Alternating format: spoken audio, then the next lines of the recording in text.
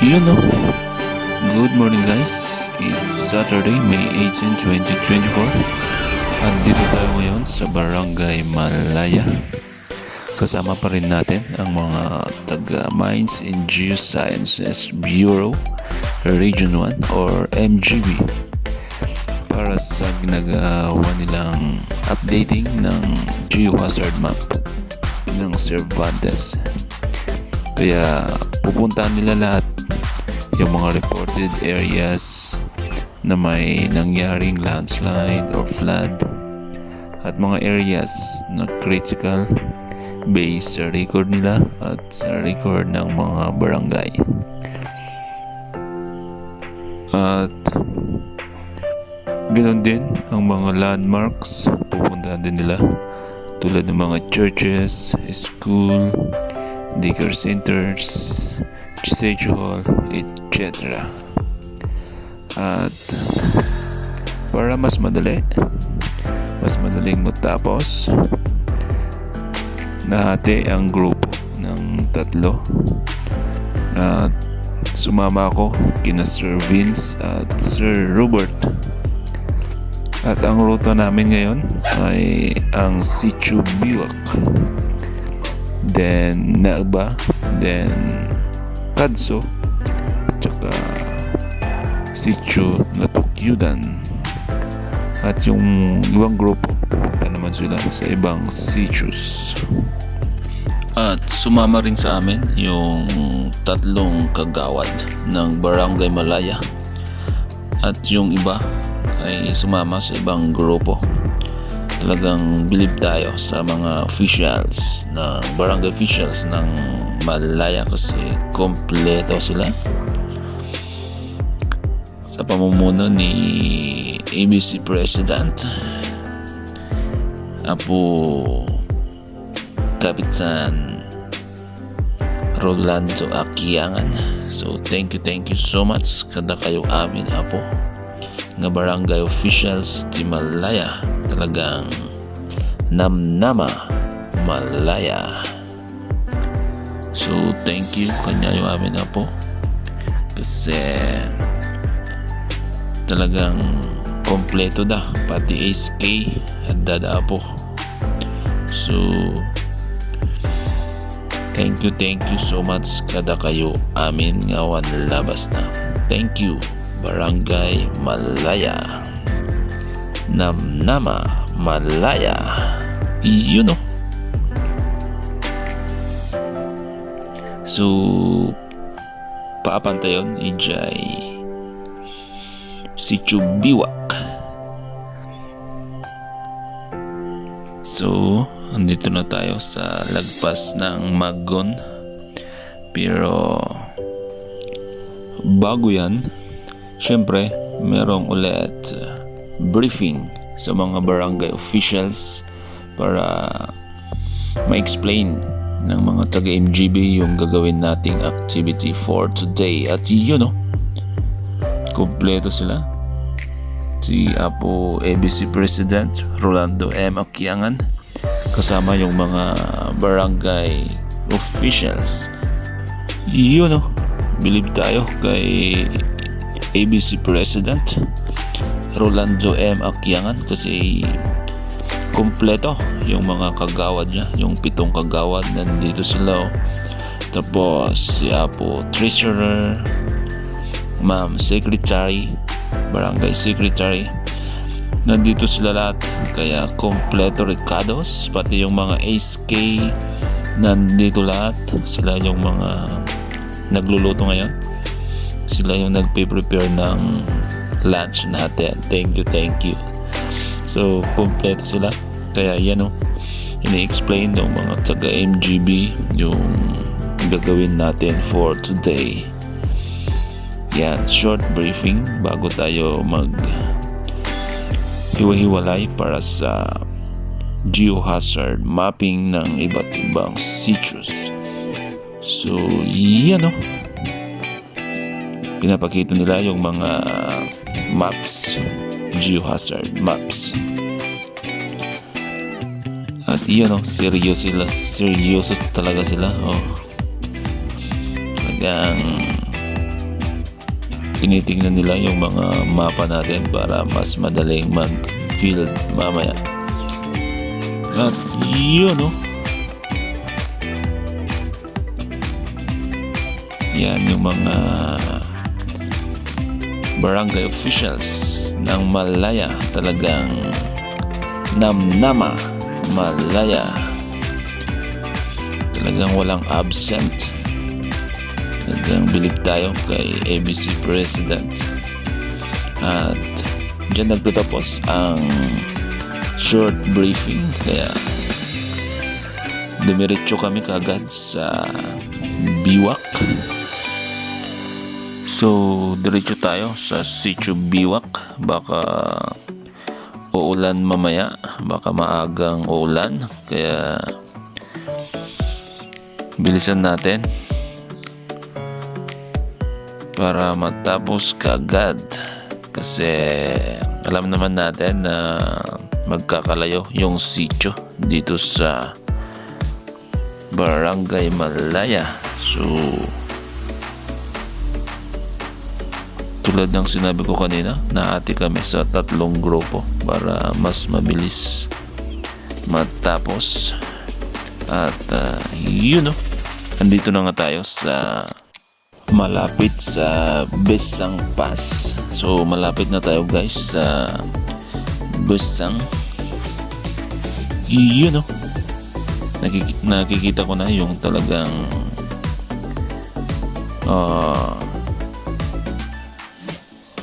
tambayan dito sa may Besang. Yan o, yung magto-turn left na tayo sa papuntang Biwak. At yun o, papunta na tayo sa Biwak.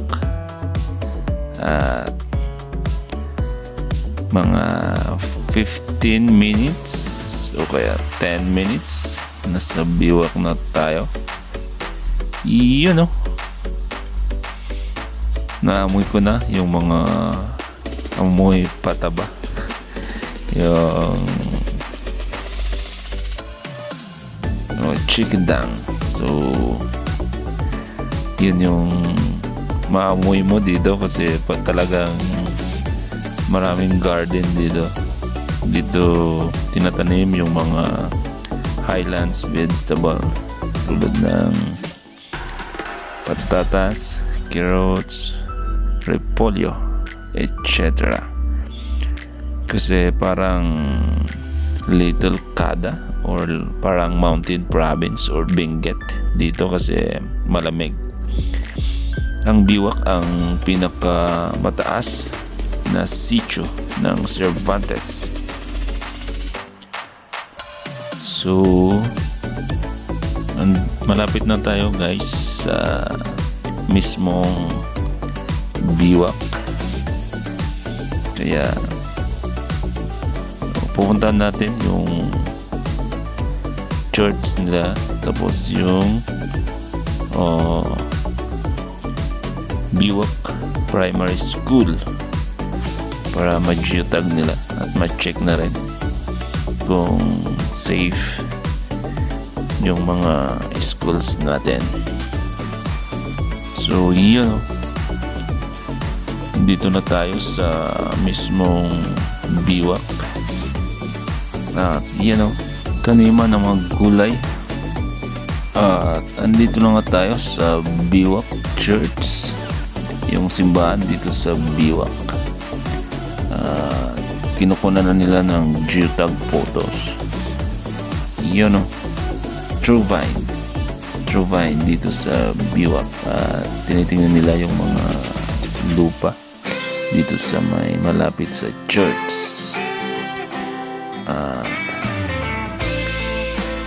Yun,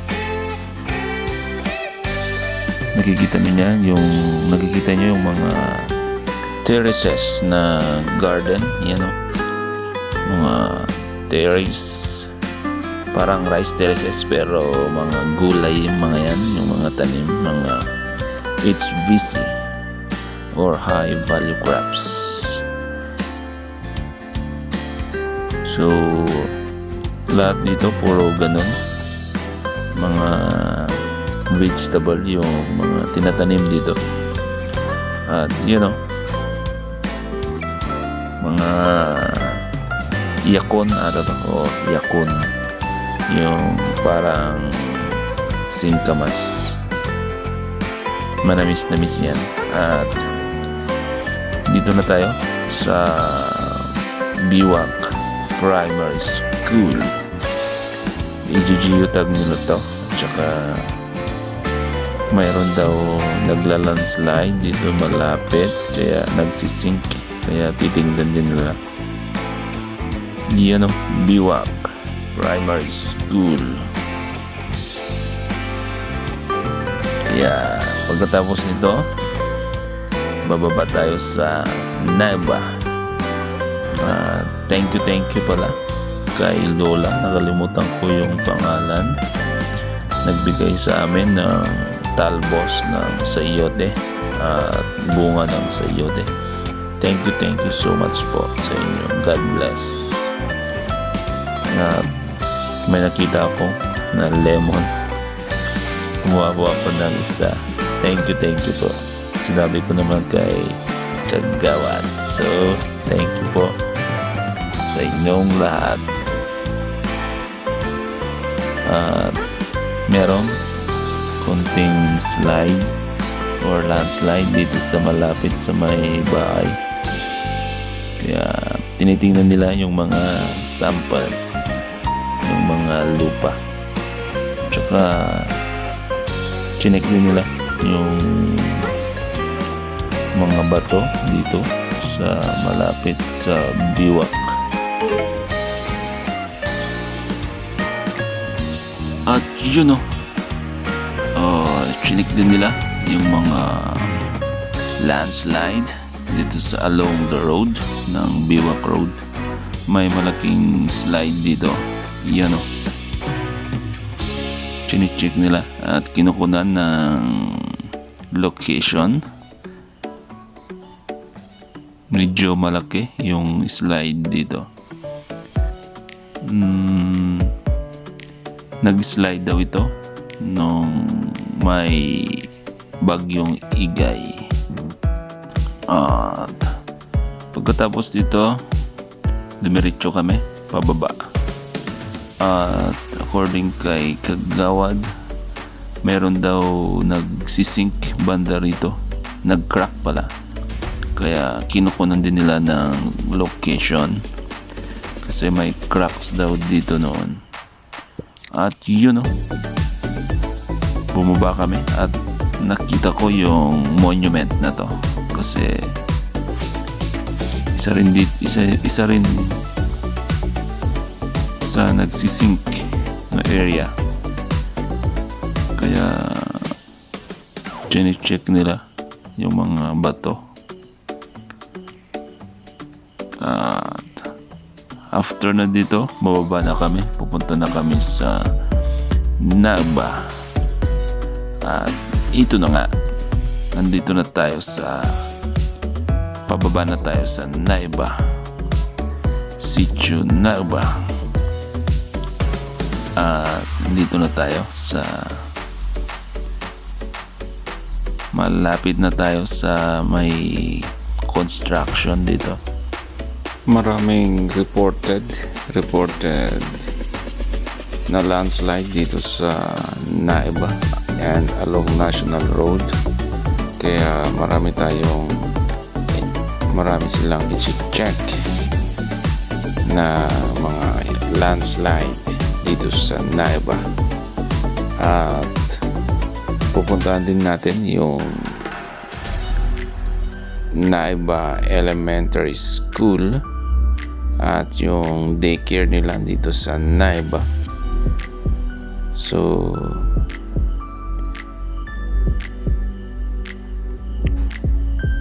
pababa na tayo guys, malapit na tayo sa Naiba.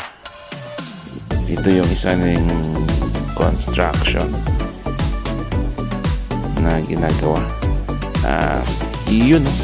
Andito na nga tayo sa Naiba Elementary School. At kinukunan nila ng geotag photos or location. At pagkatapos nito, bababa tayo sa mga bahay-bahay kasi maraming reported na cracks sa mga bahay-bahay dito. Kaya yun ang isusunod nila. Yan o, chine-check na nila yung mga cracks na nireport ng mga residente ng Biwak. At pati rin dito meron din nireport na mga cracks dito sa mga bahay along the national road. Kaya lumipat na yung mga nakatira dito kasi may cracks daw dito. Kaya kinukunan nila ng location or geotag. At yun, kumuha din sila ng mga sample ng mga bato dito. Chine-check nila, guys.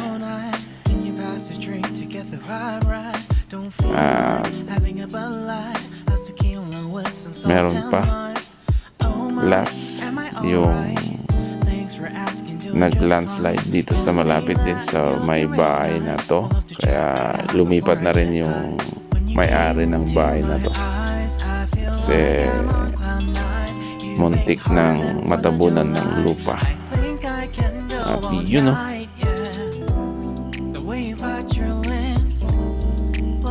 pagkatapos nito, yung susunod na pupuntahan natin after ng Naiba, pupunta tayo sa Natukyudan, Sitio Natukyudan ang isusunod natin. Pero chine-check pa nila yung dati daw na waiting shade dito sa Naiba. At merong konting slide kaya chine-check din.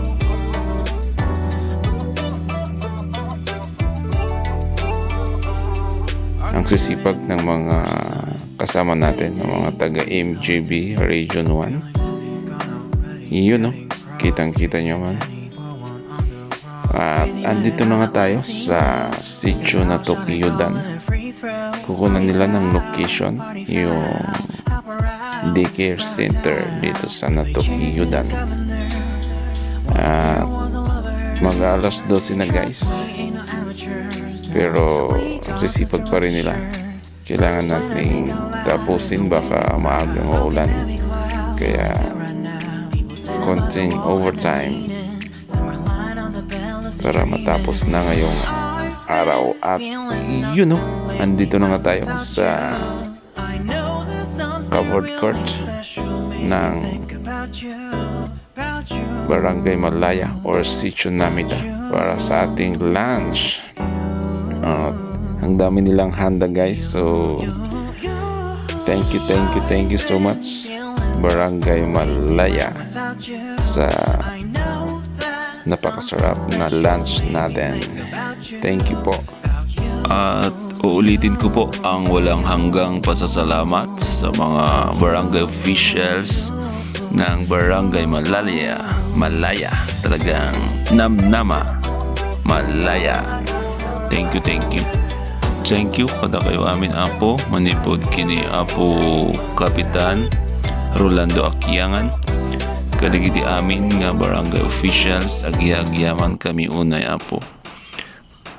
Pati rin dagiti SK officials. Thank you so much. Talagang kompleto rin sila. At yan